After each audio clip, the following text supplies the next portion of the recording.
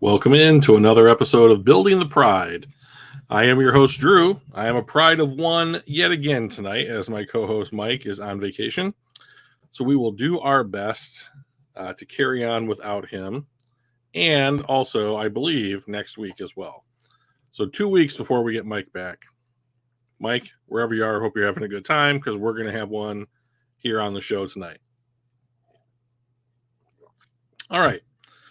This week, what I wanted to dive into is position battles going into camp. And let me see if I can create a new banner here. Position battles! Exclamation point. And let's go. There it is. I'm so good at this. So there's a couple of position battles going on in camp.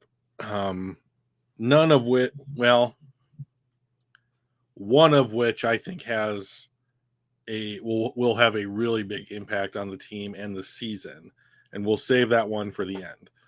So we'll just kind of run through the position groups real quick. So on offense, the offensive line is set. I don't think there's any possible discrepancy as to who's going to start. The line's going to be Decker, Glasgow, Ragnow, Zeitler, Sewell. Skipper's the sixth offensive lineman. JMO and St. Brown are the slot and Z wide receivers. Montgomery and Gibbs are going to split time. I consider them to both be starters. They get almost the exact same amount of work. And of course, Goff is the quarterback, and there's no one to challenge him as far as that is concerned. So where do we have position battles on offense? So there's a couple of places, and like considering where this team's roster was 3 years ago, if you told me then that I'd be talking about the roster in kind of the glowing terms that I'm going to talk about it, then I would have called you a liar. But there's really only three that I see. That's tight end 3, running back 3, and then who's going to be the X wide receiver starting. So let's talk about tight end 3. The starting tight end is obviously Sam Laporta. His backup is very clearly Brock Wright because they matched an offer sheet that the 49ers signed Brock Wright to in the offseason. So those two are locked in. So they signed a bunch of tight ends over the offseason. Let me bring up Over the Cap here real quick. We'll take a look. I wish Over the Cap broke down teams by position a little bit better. Maybe PFF's better for this. Oops. NFL, Lions, roster. Let's see if they've expanded this out. Looks like it. So they've signed Sean McKeon, Parker Hesse, Shane Zylstra is back after his injury, and they're all going to compete with James Mitchell for tight end 3. Now, I think that the Lions will probably carry a fourth lineman into the season, or a fourth tight end into the season, largely because of the new kickoff rules. I think they're going to want a more athletic person on the kickoff, both sides of the kickoff, kicking off and then returning. So I think they'll carry 4.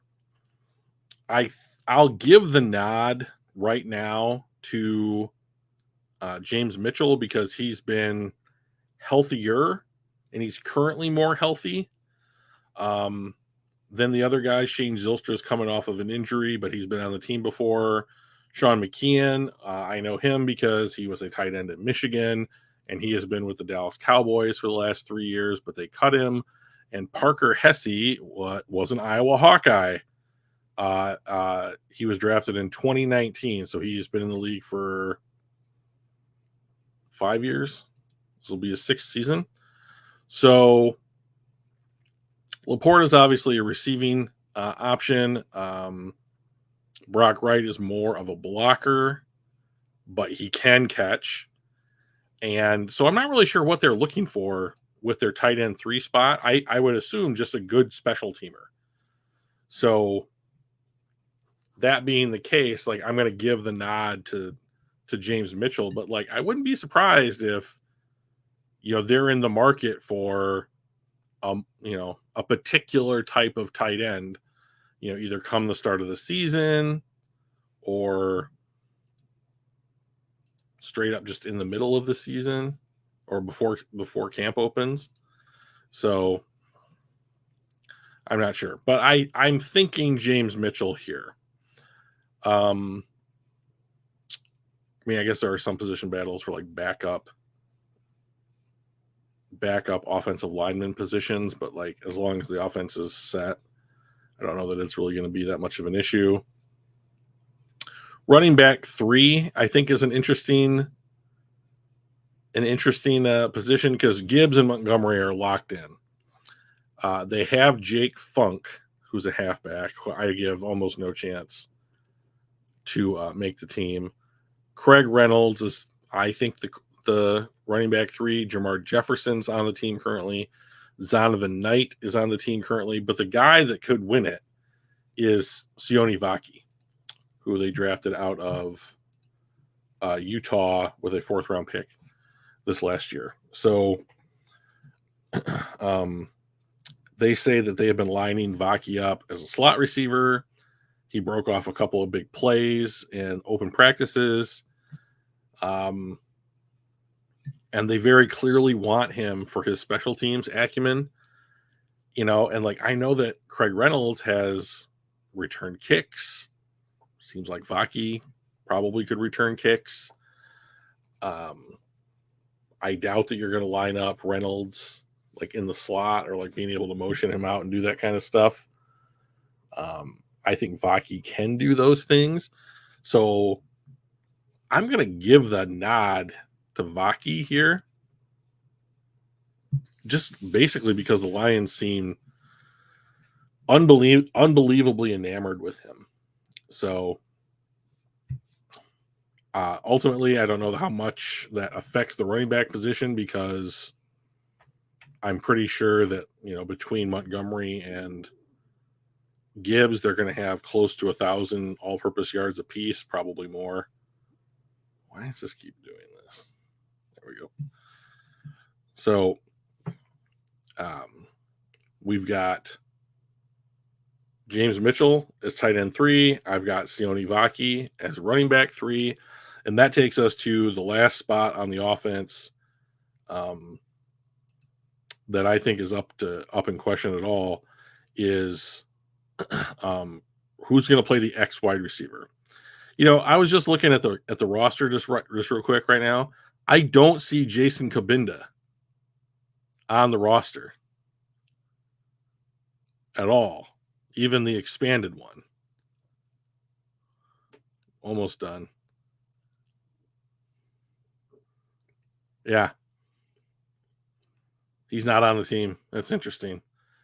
I had people telling me that there, like, literally hell would freeze over before Jason Cabinda was not a Detroit Lion because the staff just, quote unquote, loved him so much. Well, there we go.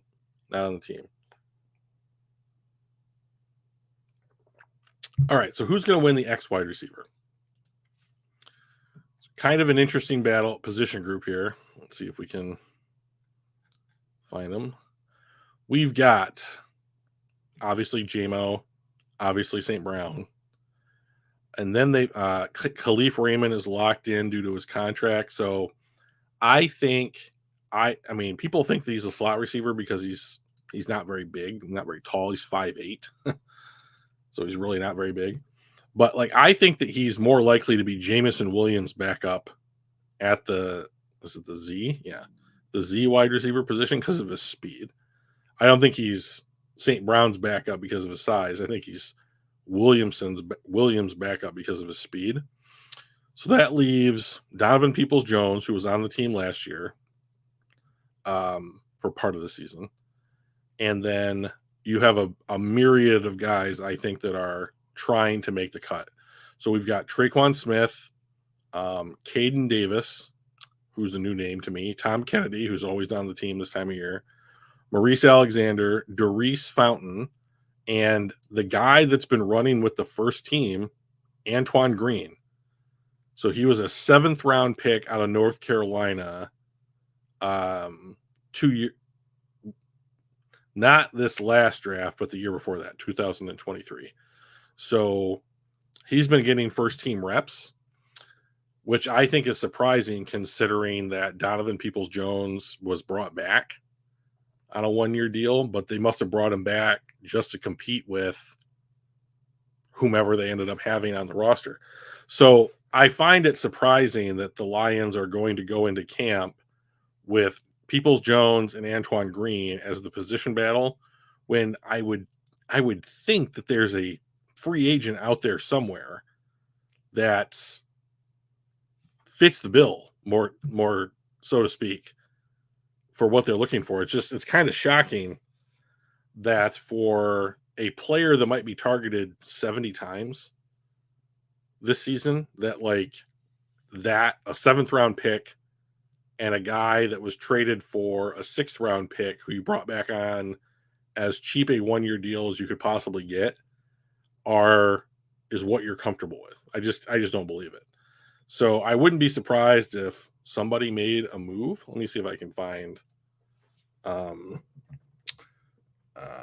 available wide receiver free agents. Best available free agents. Wide receiver. Michael Thomas, Corey Davis. There's really not that much out there. Quintez Cephas. I mean, but with the penchant, as much as Brad Holmes seems to have a penchant for signing players who were hurt at low value deals to see if they have it in them, why not bring in Michael Thomas, to player X? So I would consider it. I mean, maybe they just don't want to. He did go to Ohio State. So there's always that. All right. So position bet. This might be a quick stream. There doesn't appear to be anybody in the chat. And without some kind of interaction, I'm not going to be able to just make it an hour. So we might have a quick one today. Let's take a look at the defensive position groups. Let's see. Linebacker seems pretty locked into me.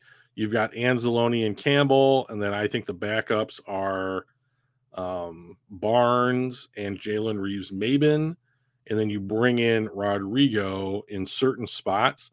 And I've heard that someone thinks that Malcolm Rodriguez's job could be in jeopardy because the Lions have signed this guy named Ben Nyman, who, once again, was an Iowa Hawkeye.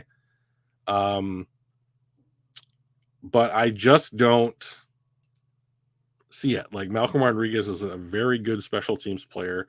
He's going to eat up a lot of snaps on both sides of that special teams kickoff unit. So, I mean, unless Ben Nyman blows him out of the water when it comes to special teams play and aptitude, I just don't see it. So, I do think they carry Campbell, Anzalone, Reeves-Maybin, Rodrigo, and Barnes into the season. So I don't think Nyman will make the roster, but who knows? Then you've got whoever's starting across from Hutchinson. And so what it looks like out of camp so far is that most of the snaps went to either Pascal or Davenport, and they were pretty evenly split. And to be honest, I don't know if you just wanted to if you just want to split those, if you want to split those snaps, I think that would be fine. I mean, you don't need a guy that's going to line up. I mean, Aiden plays almost every defensive snap, and you just don't need a guy on the other side of him that does that exact thing. You can have that be more versatile, right?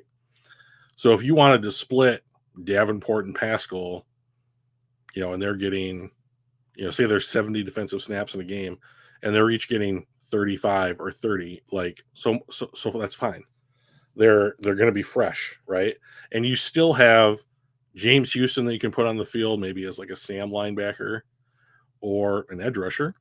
And of course, Matthew Betts, who I am thrilled that is on the team. And if I had to pick a guy that's going to make a much bigger impact than is being predicted right now for the Detroit Lions, it's this Matthew Betts guy.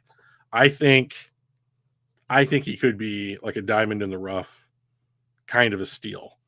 So, if you line up the other spot, I watched some of his, there were highlights, so they were the best things that he did, but like I watched some of his tape and like I really liked what I saw. You can understand why the Lions would want a guy like that on their roster. So I wouldn't be surprised if he ends up getting starter snaps at some point in the season or distinguishes himself as the primary backup to whoever ends up winning the job. So I've got it. Let's say Aiden's on one side. Davenport's probably the starter. I think Pascal is probably going to play a little bit more inside because he's bigger. And then Betts will probably be like the pass rush, designated pass rusher in like certain alignments. But that's not where kind of the drama is so far in camp when it comes to the position groups, because we have the entire secondary to talk about. Like the entire secondary is not brand new or by any stretch, but like it's going to look different. And so they traded a 3rd round pick for Carlton Davis. He is probably as safe a bet to be your starting number 1 corner as anybody else on the roster. So my guess is that he'll be the number 1. I also think that Terrion Arnold, who finally signed his contract, will be the number 2 across from him. He may not start the season. Like I wouldn't be surprised if like Amik Robertson started the season and then as 4 to 6 games or whenever Arnold demonstrates that like in practice, like he's understanding and contemplating what is going on, like game situation wise, that he starts to slowly build up his snap count until basically he is the starter or he's in there playing the majority of the time. Man, the glare on this thing is ridiculous. So I think by the end of the season, or maybe even halfway through the season, Arnold will be your starter. But I wouldn't be surprised if like Amik Robertson gets an opportunity, game week 1 to hold down that job. Then the safeties, this is where we first get kind of our question marks. If you're talking about putting your best 5 players out on the field, then I think you're looking at Davis, Arnold, Branch, Joseph, and then there's a question mark. So I think the argument comes down to who do you think is going to be better, Ife Melifonwu now or Ennis Rakestraw by like the halfway point in the season. So I think week 1, your starting defensive backfield is going to be Davis, Arnold, Branch in the slot, Melifonwu, and Joseph. And I think by week 9, it's going to be Davis, Arnold, Branch, and Joseph, and Rakestraw in the slot. But you're going to get lots of Melifonwu in that overload blitz package that they really like. And he was around the ball a ton last year. Like he was causing fumbles, getting interceptions, blitzing, getting sacks. Like he was just wreaking havoc anywhere that he was for those last 9 games. And so like if he starts off that way, you can't really take him off the field. You can't take him off the field. So then Branch is also not going to come off the field, which means Branch has to be the slot. So, but a good problem to have. Hey, well, so I don't know when you started listening, Don, but I do think that Robertson is going to start the season on the edge, and then Arnold will see his snap count increase over the weeks as he demonstrates in practice that um, he's quote unquote getting it right. He's getting their scheme. He's able to put it into practice. The game isn't too fast for him. That kind of stuff. That seems to be like the Lions seem to want to ease their guys into the life, but like, and then like the thing that I don't know, and maybe you have some insight into this, is they have enough defensive backs now where it's not like, okay, here's the clear weakness. You know, the Jerry Jacobs, Kindle Vilder, even though he's still on the team, aren't forced to be starters. So what does the snap counts look like? You know, what do the packages look like that they're going to want to bring it on defense? Because Arnold, Davis, Joseph, who probably will be out there for most of the snaps, Branch, and then whomever else is the fifth DB are going to play most of the snaps. But like, who's going to come off the field in a certain package? Is it going to be Helfanu comes off or Rakestraw? I don't know. But those guys, like Joseph seems very locked into his position. Branch can play almost anything out there. It's a crowded room for sure. Yeah, and it's a good, yeah. I mean, isn't it nice to finally say, like, okay, you've got some hope and like some positivity around the defensive backfield? I mean, it has been a while. So I just don't know what the splits are going to look like. But I'm sure that Rakestraw will see some time. I'm sure that, like, I mean, what if Emmanuel Mosley is healthy? What if Amik Robertson just balls out? You know, what if who else? Hang on one second. Let me check the roster real quick and see who else we have on here. You know, Stephen Gilmore is still on the team. Kindle Vilder played last year. They have Khalil Dorsey. I mean, it's not crazy that these guys would see snaps. I mean, I do think that like they did re-sign like CJ Moore, I think only for special teams, but like set depth at safety. Like, is Brandon Joseph going to distinguish himself? And they had some other kid that Morris that has been showing out quite well in practice, and they've been giving him apparently like a lot of looks throughout the entire secondary. Where is this guy? Sorry, guys, 1 second.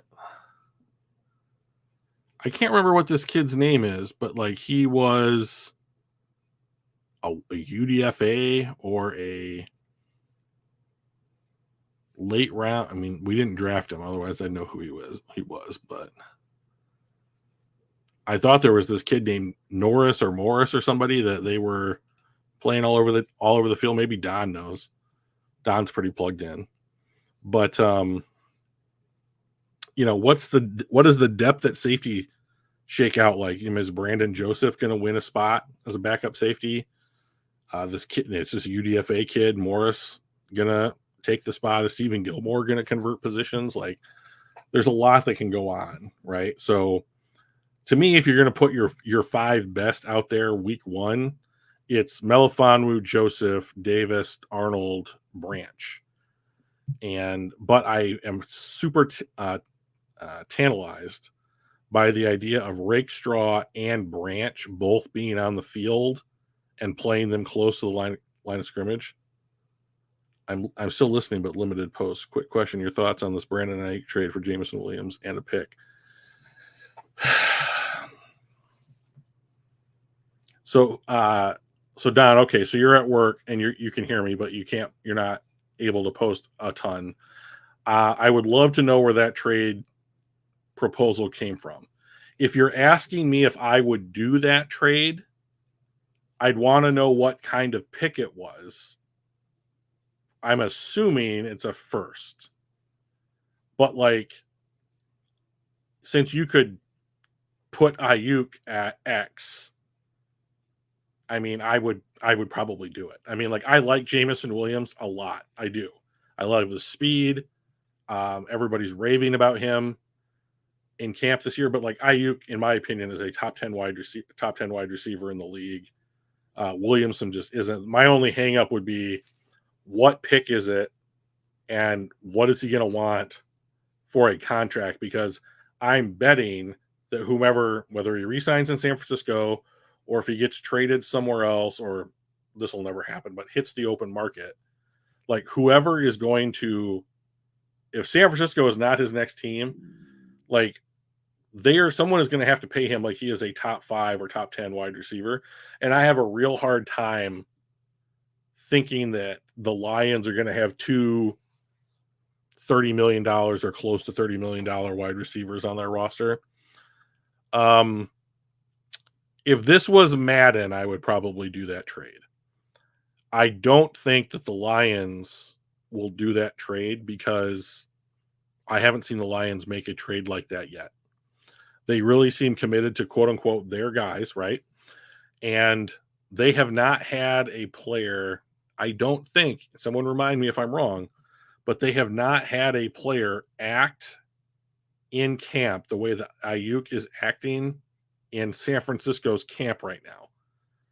Right? But Detroit has shown a willingness to make players the highest paid players at their position, but they're all quote unquote their guys that have demonstrated we're here for the right reasons. We want to make the team better.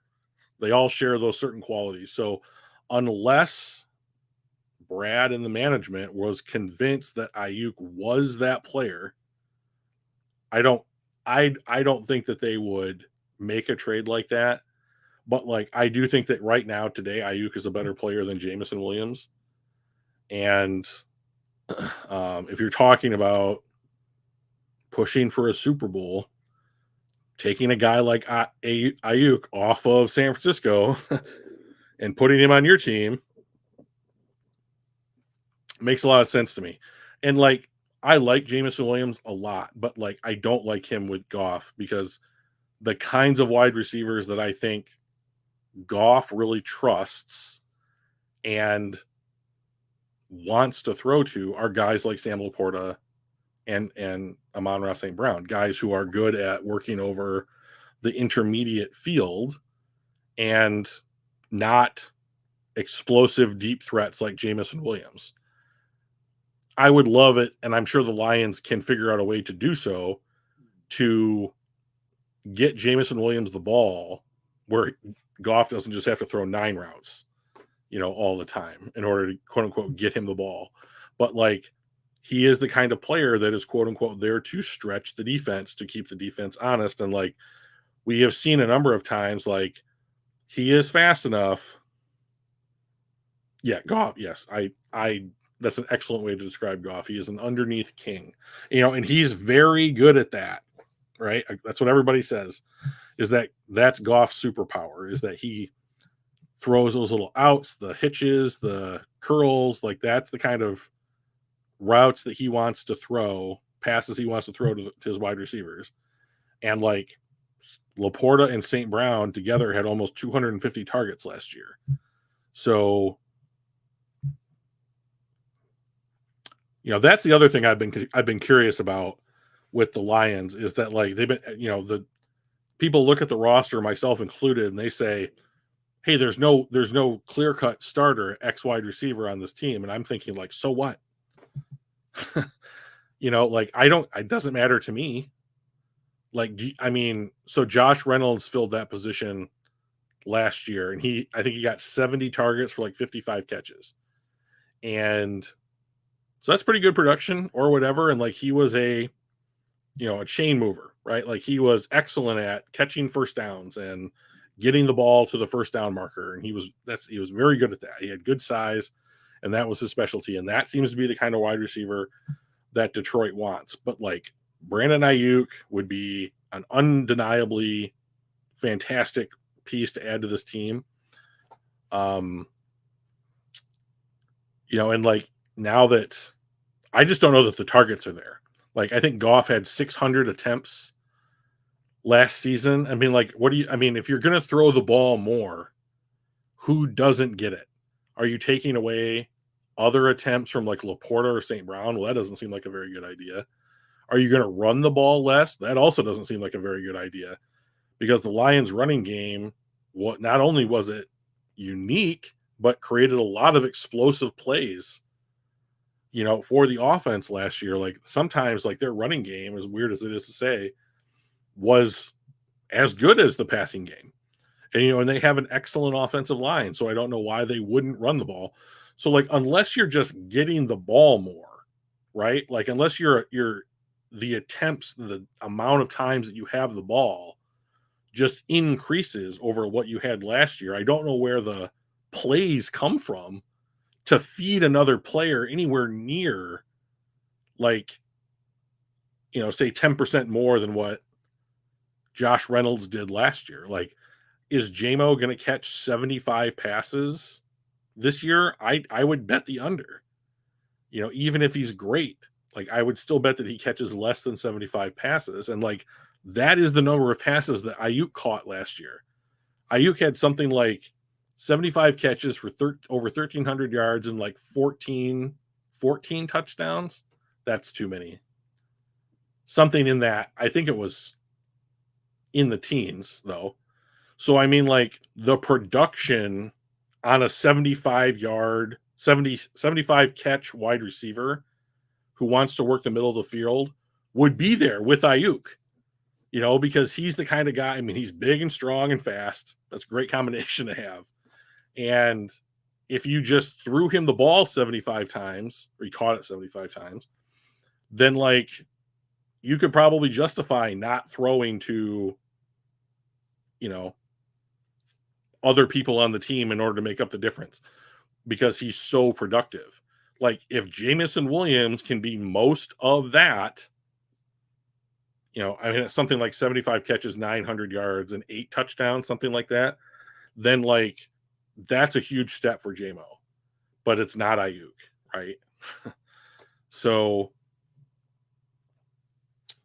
I just don't know where the production comes from. Like, I mean, if the offense is as good as it was last year, they probably win more games because the defense is going to be better. But like, well, it should be better. And what do you do? I just don't know where the volume comes from. Like quality, I'm not concerned about. It's the quantity, And so like, okay, Reynolds leaves. Let's assume JMO steps into that role. He still got thrown the ball to like 50 plus times last year. So you're only talking about throwing him the ball 20 more times before all the production that Josh Reynolds gave you is eaten up. And so are you not going to throw to Gibbs more out of the backfield? Like he's supposed to be an offensive weapon, right? That's how he got that's what Holmes saw when he drafted him at 6, was not 6, 12. Was that he's like, this guy's an offensive weapon. And like I had to eat some crow on that one, because like I saw him run linebackers over last year and I was like, oh, okay. Like I didn't see you do that at Bama much, but like I would love it if he got the ball in space more often. And like the more often part's the tricky part. So I don't know. I mean, like, unless you're going to run the ball less, I don't know where the production comes from. And like, I think that's a real tricky thing to do. Don, if you got any more questions, I know you're not available to type too much, but if you got them, throw them in the chat, buddy, because that was a good one. So I guess to answer your question, like I would, depending on the pick, depending on what Ayuk is wanting as a contract extension, that would probably keep me from doing the trade. But I think that Ayuk's a better player than Jameson is right now. And like I would love to have him on the team. I just don't think that it's real. I don't envision that one happening.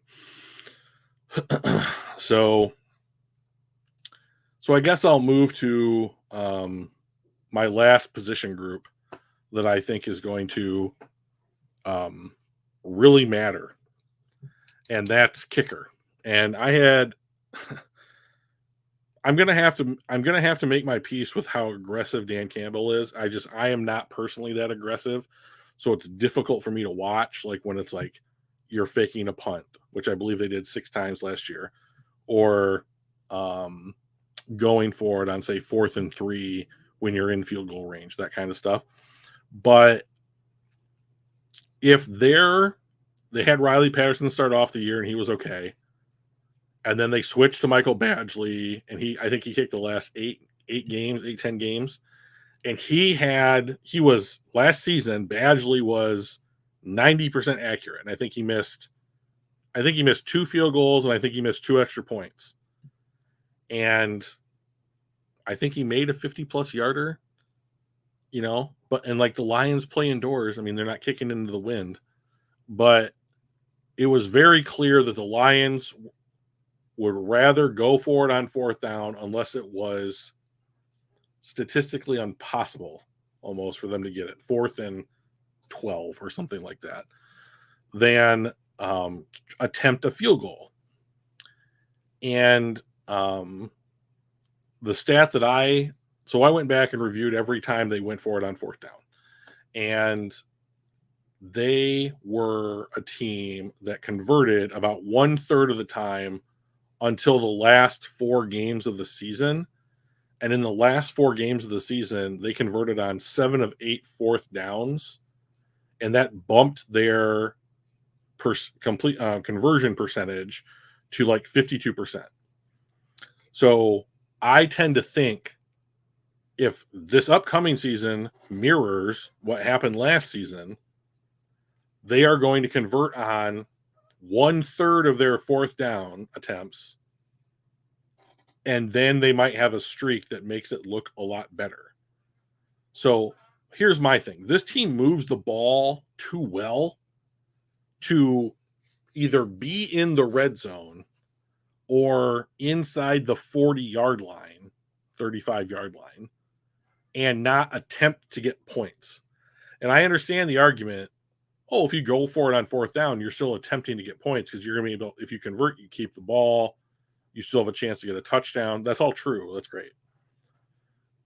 But there were too many times, in my opinion, last season that the team was in a place where I felt they could have kicked a field goal to add points on the board and did not. And I think it cost us a game in Dallas.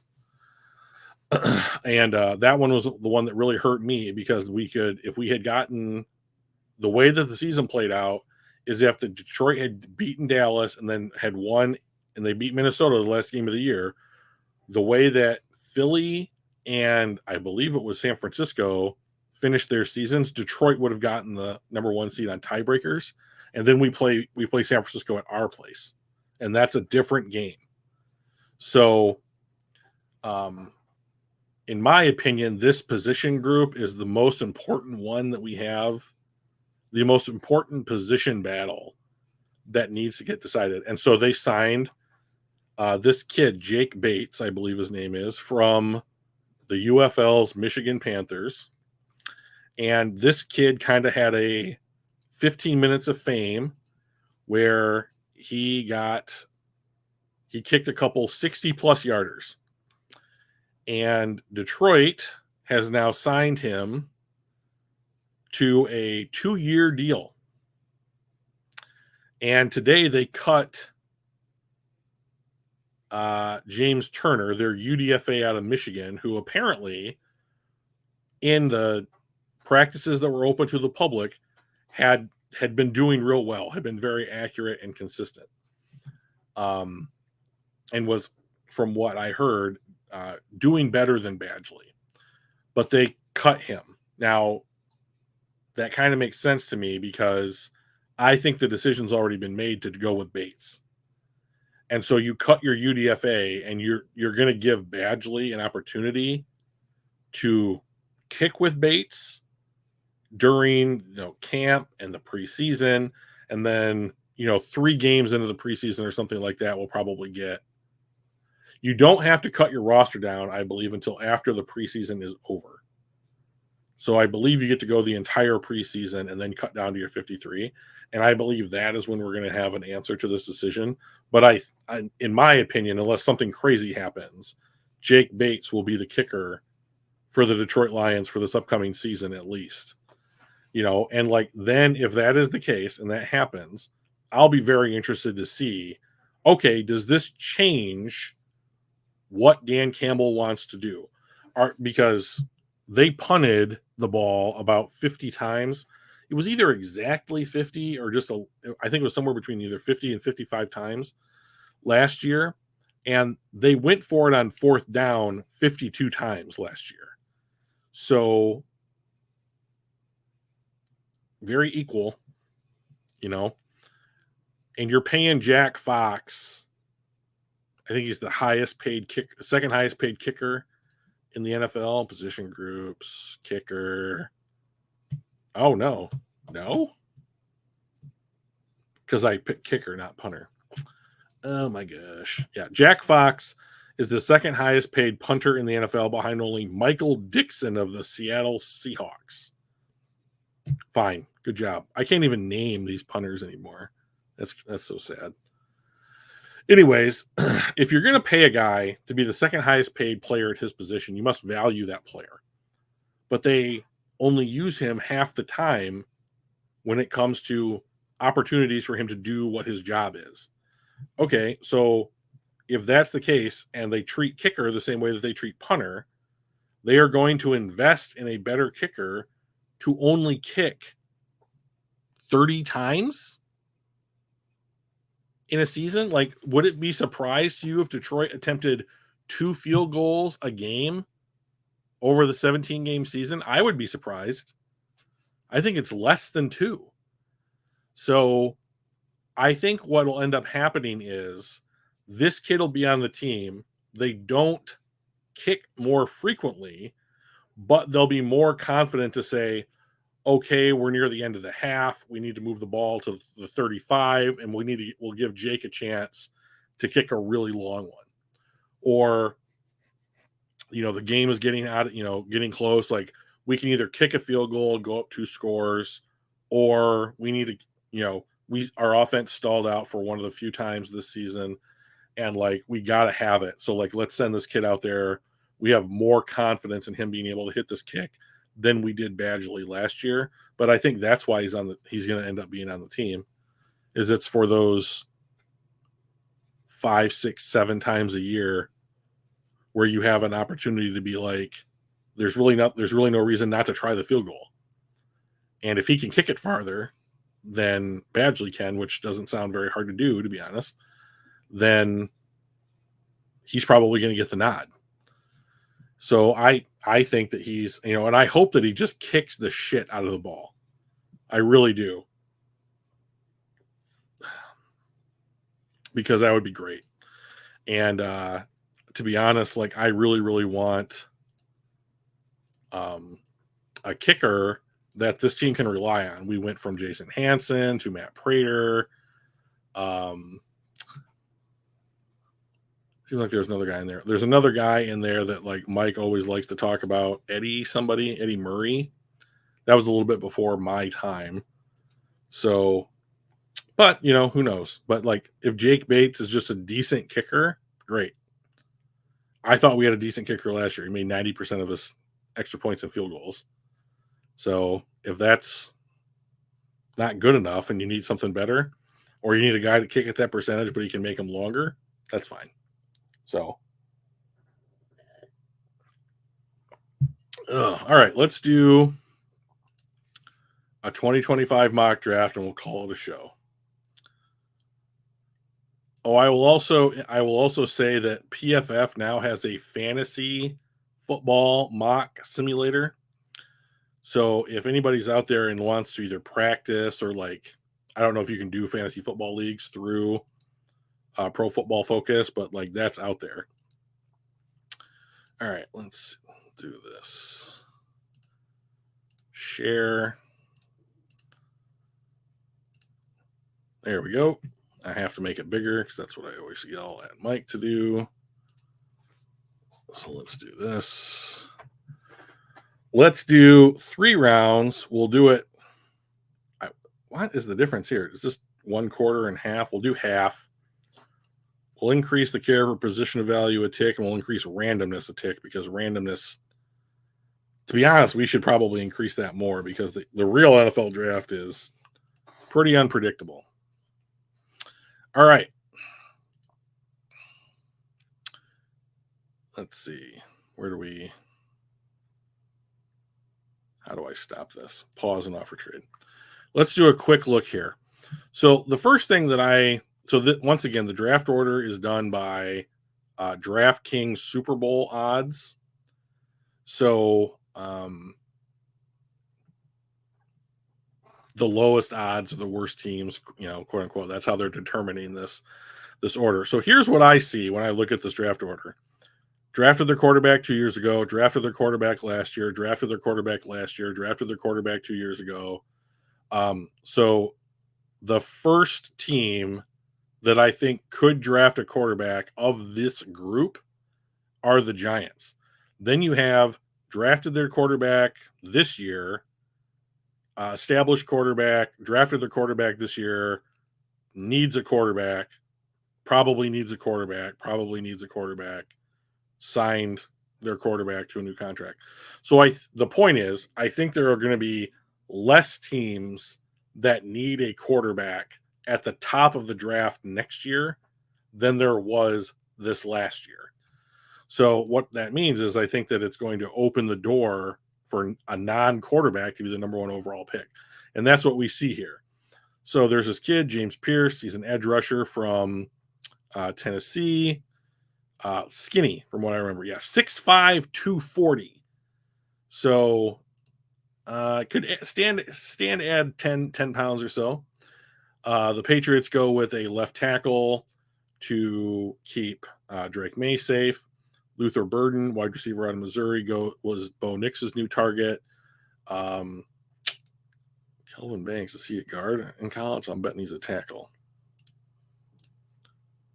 Lined up at left tackle 2 years in a row. So he is 6'4", 320. That's pretty big for guard.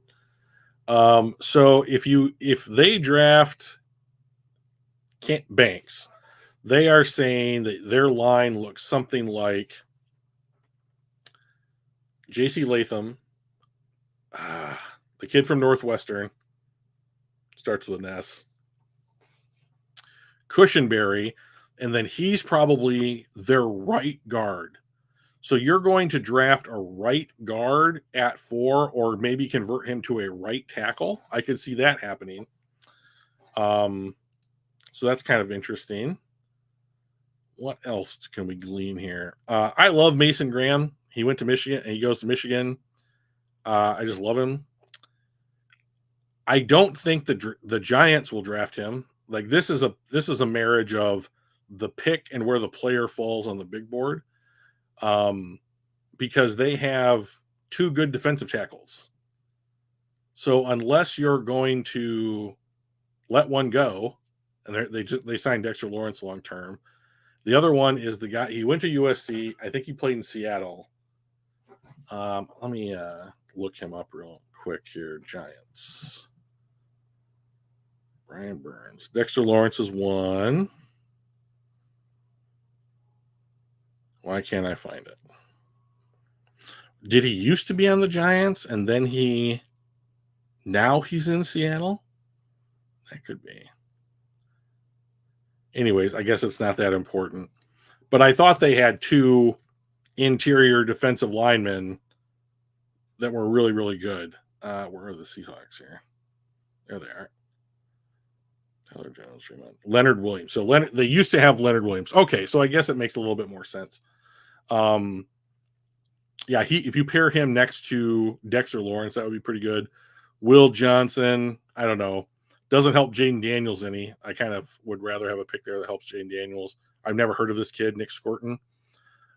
This guy's really, really tiny, I thought, or really, really skinny. 6'5", 210. Neither one of them. He's fantastic. He's a big guy.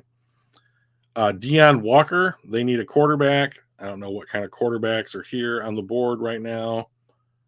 I mean, I would love it if we had 3 Michigan players in the top 10. I don't know that that's going to happen. This would mean that he got drafted higher than Brock Bowers. Oh, by the way, I heard a rumor that the Rams were trying to move up to 12 to draft Brock Bowers. and they offered like a crazy package of picks. And I think it was who was drafted at 12 last year. I don't remember. But like the team at 12 just wouldn't budge. And then I think Oakland took him with like, oh, it was the Broncos. And then Oakland wouldn't, or not Oakland, Las Vegas wouldn't budge off their pick, and they took Bowers.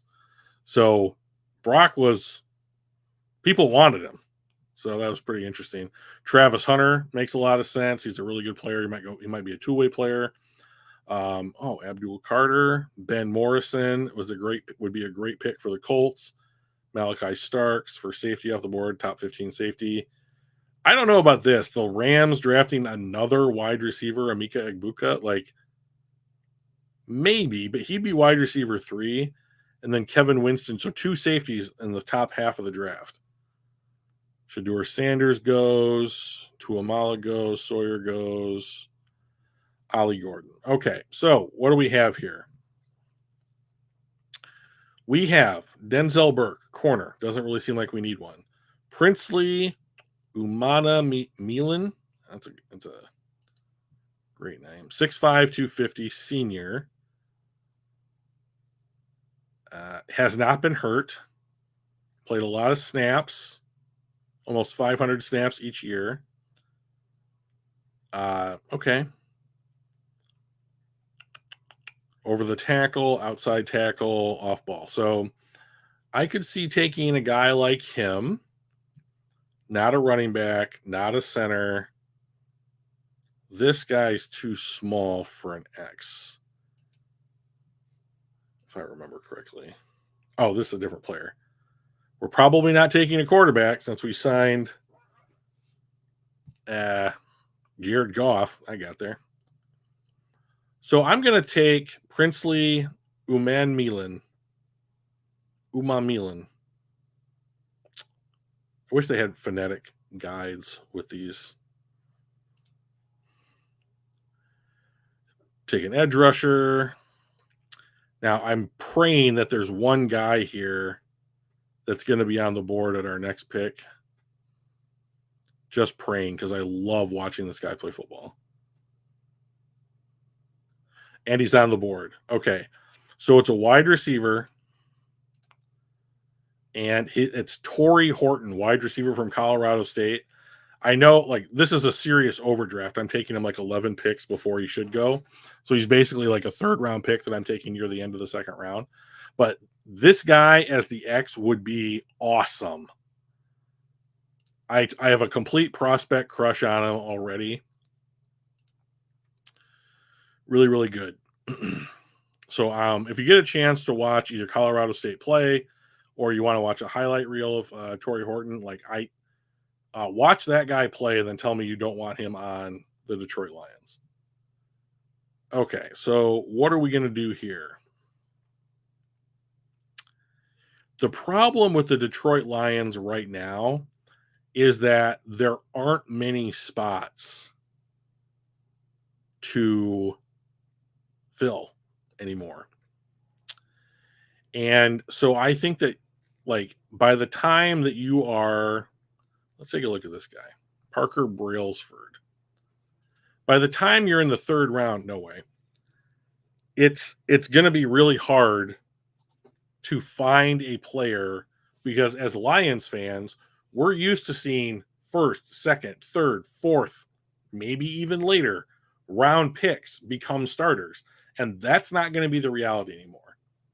The reality is the roster is in too good of a place unless you are picking. I mean, we might have first round picks that are going to be developmental players.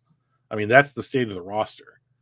So Parker Brailsford, center, 6'2", 275. That is too small. The Lions do not want a guy that small on their roster. So let's see. Hunter Wohler from Wisconsin. Line up in the slot, box, deep. So it looks like he plays a little bit of everything. 6'2", 215. Let's just take this kid. And then you can keep Branch in the slot. You'd have 3 rookie contract defensive backs. Yeah, of course you don't like it. 3 rookie contract defensive backs, which probably means you could re-sign Davis, and you just keep adding players to compete at these positions. Like, and that's about the only thing I think that the Lions should be looking for here. I mean, we could do another one and see if maybe like we have like an offensive line project. Like, what if Decker decides, or if he gets hurt, or they decide to move in a different direction? But if they're at this point next year, if they're drafting, Taylor Decker is either already off the team and like this becomes a very clear need for the Lions, or they have signed him to a 2 or 3 year extension. Oh, hey, Dr. Detroit. Yeah, Don graced us with this. Don said that he was listening, but didn't have the ability to maybe type back real quick. So he can probably read what you're saying, but he may not be able to respond. Hey, what's up, Doctor? Appreciate that. Hey, Dr. Detroit, do you and Don know each other in real life? Or are you just buddies in like the chats? Because I know you guys are both pretty active in the chats. Do you guys still go to Woodward Sports stuff?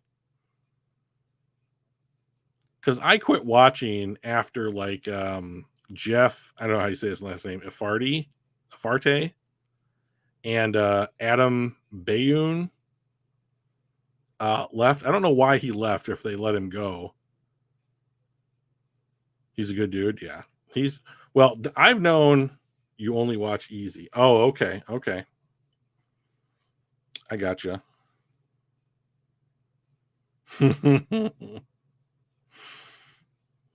I gotcha. Hey, so let me ask you this. So what is it about the rest of Woodward Sports that you don't like? So like this is where I'm coming from. Like when I was in college and like maybe up until like 5 years ago, I watched ESPN a lot. Like I watched all the shows, Pardon the Interruption and Around the Horn, and then the actual like Sports Center broadcast. And then it just got to be so much of like the First Take yelling stuff at each other, like we're just hot taking it. Too much like WDFN clone with hairdressers who are overweight. So what is WD? Let me Google this. I don't know what WDFN is. Is that the 97.1 radio?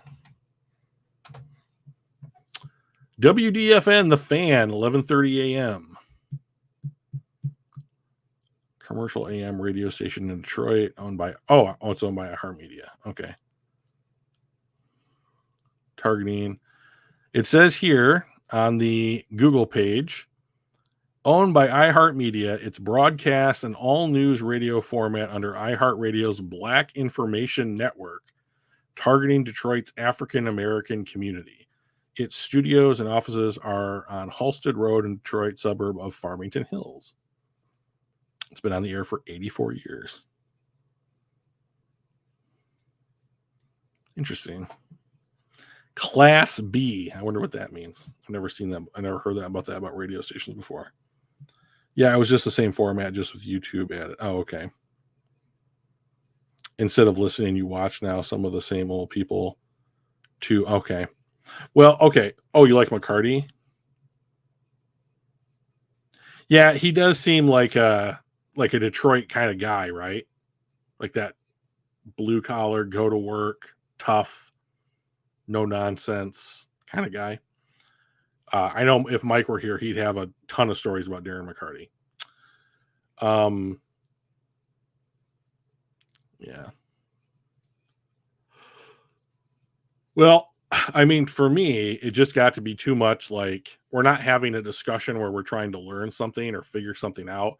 It just was two people with quote unquote hot takes just yelling their opinions at each other. And like, I find no value in that.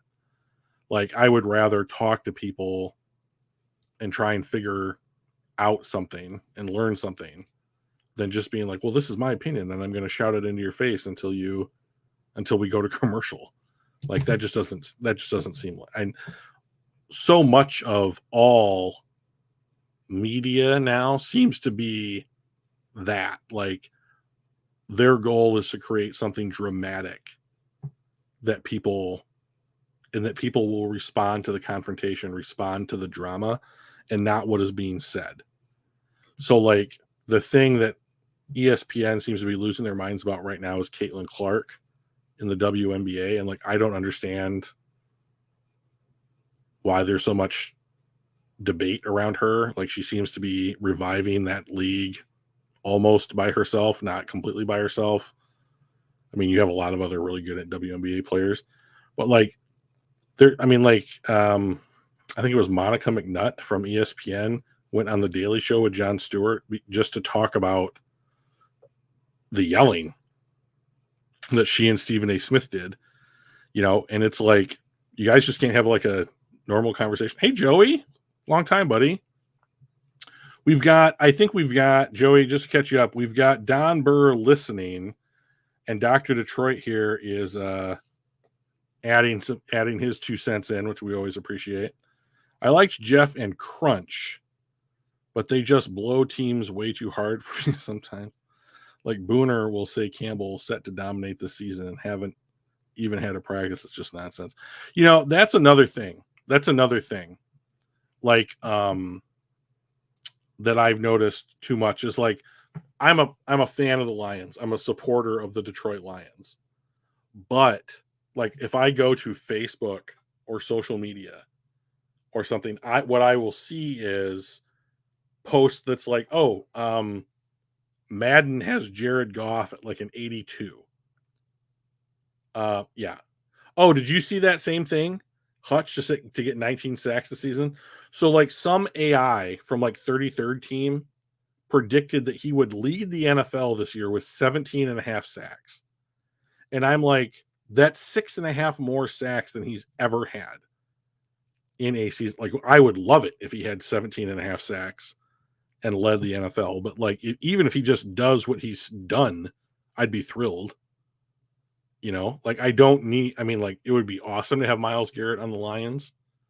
But, like, I don't need Myles Garrett on the Lions. I have Aiden Hutchinson. So, but yeah, there does seem to be this thing that's like, oh, they had Goff at an 82, he should be a 98. Or like there's a players to watch list or something out there, and like Jameson Williams wasn't on it, and people were like, how can Williams not be on the list? That kind of thing. And I'm like, it's just someone's opinion. Like, the other 5 players that they were quote unquote set to watch makes sense. It's just, like, every media outlet doesn't have to mention the Detroit Lions in every single thing to do for this team to be respected by the league and by other people in the league, and like, I don't know, the drama and the craziness just seems to be off-putting to me, I guess we should say. Joey, man, how you been? How's the kid? It's a daughter, right? You have a daughter. How's she doing? And if there's anything anybody wants to talk about or situations or that kind of stuff, throw it in the chat real quick. I'm about ready to. If you guys don't have anything you want to talk about, I was going to wrap it.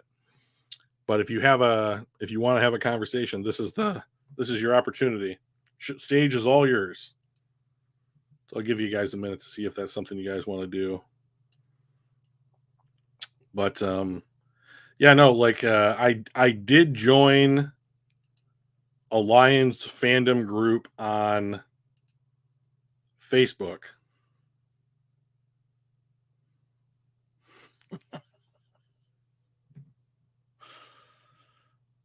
I should have been more specific. That's my fault, Dr. Detroit. I meant regarding the Lions. I did join a Facebook group for the Lions the other day.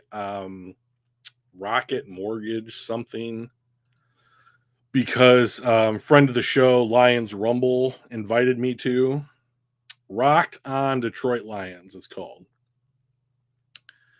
And I just joined literally like yesterday, so I don't know what the group is like, but I leave as many Lions fandom groups as I join almost, because it's just more of that, like, Goff is going to throw for 60 touchdowns kind of stuff. Like, he's not.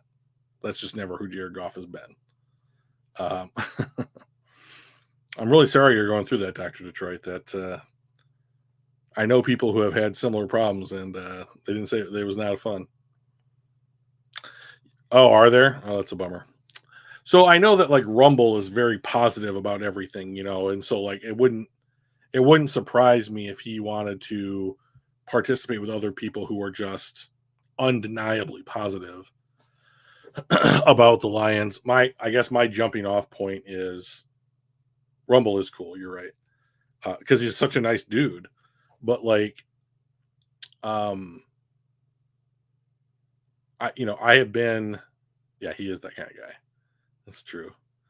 But, like, I've been a guest star in a couple other people's, like, podcasts and that kind of stuff, and, like, this was a couple of years ago, but I was, like, critical of Goff, and they were like, "Are you even a Lions fan?" And I was like, "Well, I mean, like, you can be a fan and still be, like, critical or question the team. Like, this isn't a team that has won Super Bowls and, like, been at the top of the league for a decade."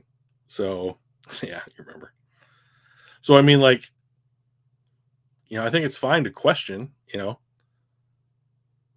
but been happy with what I've seen so far. So, anything you want to talk about, Detroit? I think Joey left us. Right, and that's just the other thing, so, like, so I have another podcast about Star Wars, and, like, I find there's a lot of overlap with people, um, that's like, "Oh, like, you don't think the same thing that I do, so therefore you're terrible, or you're not a fan," or there's a lot of gatekeeping when it comes to whether or not other people consider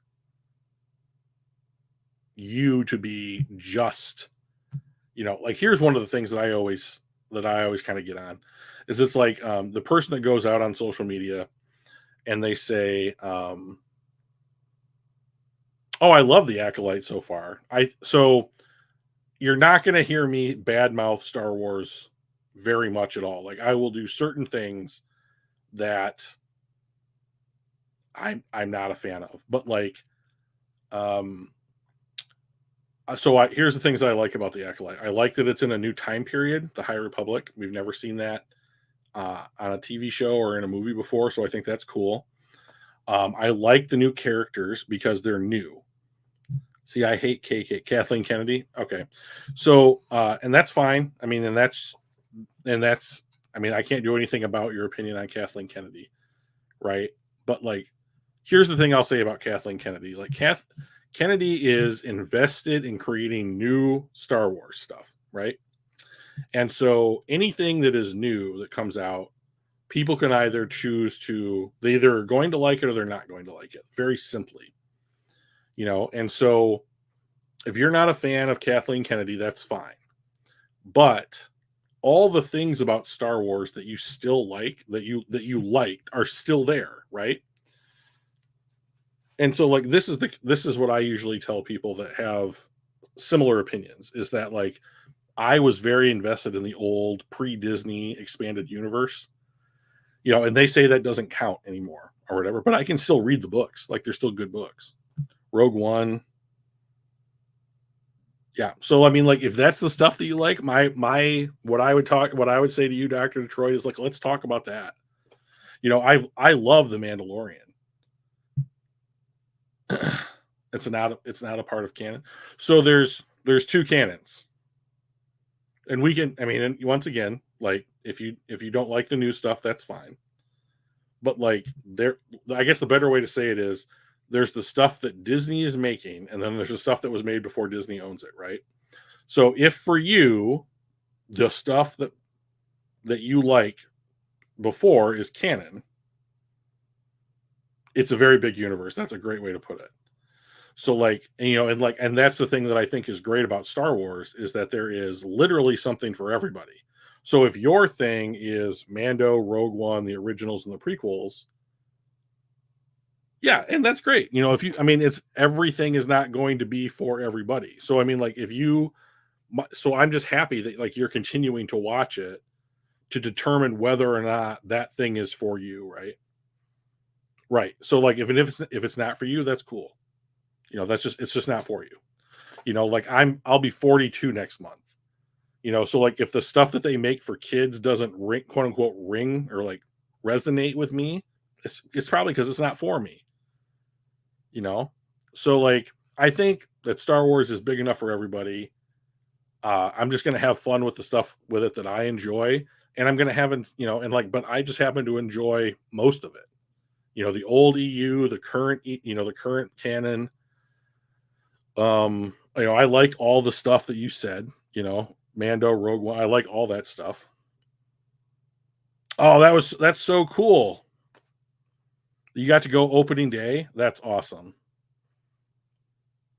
I mean, so I mean, I obviously was not around for that, you know, but like the documentaries and stuff that I've watched have said that like that kind of film just wasn't being made, you know, at that time period in the late 70s.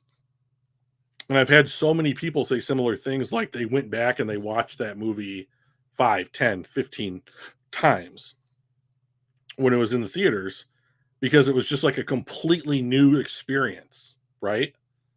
And so, and that's why they fell in love with it, is because it was something new to them, you know, and they identified with part of it. So like that's a great story, man. I think that's really fantastic.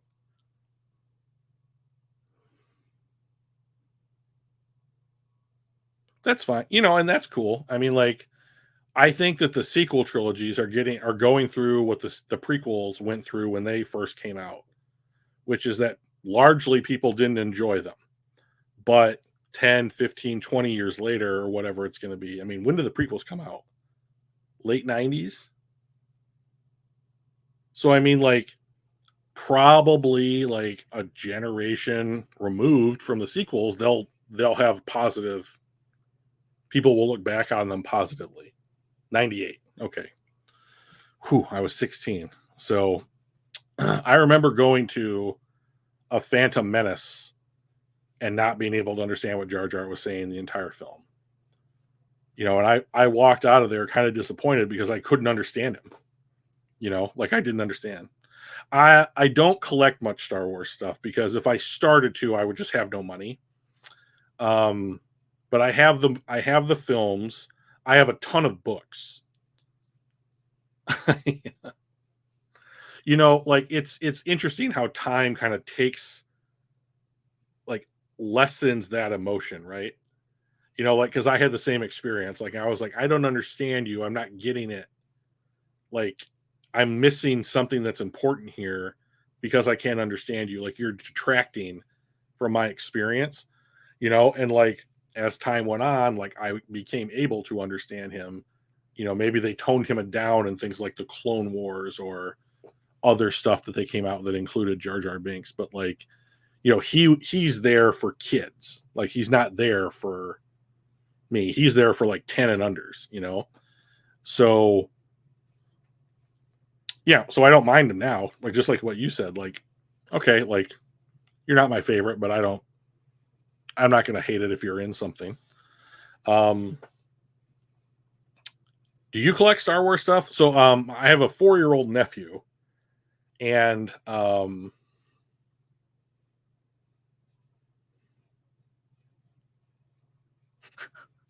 I like Solo too. I like Solo too. So tell me what you collect. So like I have a 4-year-old nephew and I have been, oh, you probably got some decent stuff. So like he's right at that age where he's starting to look like a little youngling Padawan learner. And so for my birthday this year, my sister is going to let me do a photo shoot at some point with my 4-year-old nephew. He's almost 5.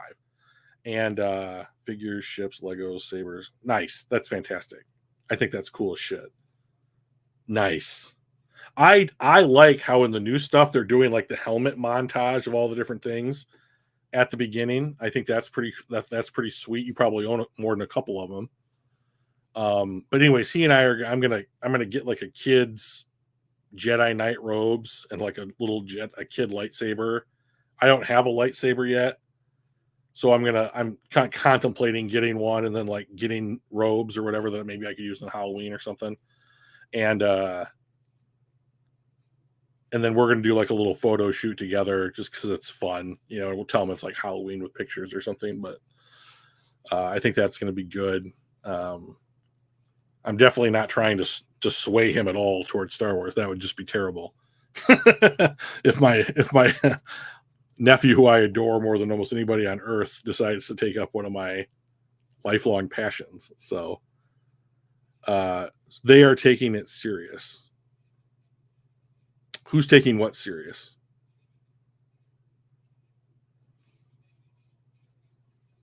Well, I mean, did you see what they were charging? I mean, like, unless you were rich, I mean, like, you couldn't do it. I mean, I think that was the problem. Oh, the helmets, yeah. Okay, that makes sense. I mean, it was like 2,200 a night or some crazy number. I mean, that's insane. And like, okay, I could understand it if like you have an attraction that is okay, like go to the park. That's for the everydayers, or get your picture taken with this actor, like, and that's a little bit more, or like this is the ultra high level. You get to immerse yourself in the experience, kind of thing. But like, I couldn't go for a day. I mean, I would have no money, and like, even if it was poorly reviewed, like I don't pay attention to that kind of stuff personally because I would rather just make up my own mind. And like, it's Star Wars. Like, I'm going to want to experience it. I don't care what it is really. But like, I even still, I mean, like, that was so much. I mean, they priced them out. They priced themselves out of that attraction, as far as I'm concerned. Like, it could have been the best thing on earth, and if you're going to charge what they charge, people still couldn't do it. Yeah. So I mean, like, and that's fine. I mean, not every idea is going to hit, but like, I mean, but I think the age that we live in, there's like, if that hotel had come out when I was 16 and we couldn't go to it, not nearly as many people would know about it because you didn't have the internet and everything at your fingertips 5 minutes after it happened, right? Like now, I will get a notification on my phone if there's a school shooting in like Nebraska or something. Like I have access to that. At 16, I didn't have access to that. So like if somebody went to this hotel and left a bad review, I would never have known about it. But now we know. Now we have it. Now we are more connected, right?